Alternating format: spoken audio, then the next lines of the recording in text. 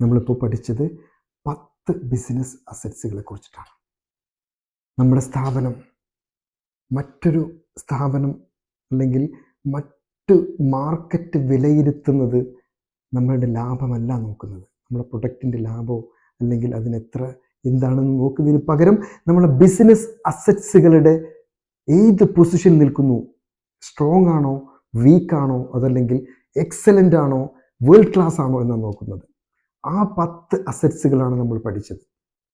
ഒന്നാമത്തെ നമ്മൾ പഠിച്ചു മാർക്കറ്റ് അസറ്റ്സ്, രണ്ടാമത് നമ്മൾ പഠിച്ചു മാർക്കറ്റിംഗ് അസറ്റ്സ്, മൂന്നാമത്തെ സെയിൽസ് അസറ്റ്സ്, നാലാമത്തെ പ്രൊഡക്റ്റ് ഓർ സർവീസ് അസറ്റ്സ്, അഞ്ചാമത്തെ പീപ്പിൾ അസറ്റ്സ്, ആറാമത്തെ ഫിനാൻഷ്യൽ അസറ്റ്സ്, ഏഴാമത്തെ ടെക്നോളജി അസറ്റ്സ്, എട്ടാമത്തെ ലീഗൽ അസറ്റ്സ്, ഒമ്പതാമത്തെ system assets, and the last 10th one relationship assets.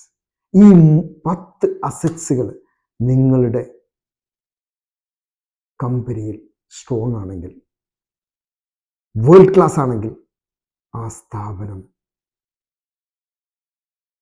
നിങ്ങൾക്ക് വിൽക്കാനും മാർക്കറ്റിലെ വാല്യൂ കണ്ടെത്താനും ഏറ്റവും പ്രയോജനപ്പെടുന്ന 10 അസറ്റ്സുകളാണ് നമ്മൾ പഠിച്ചത്.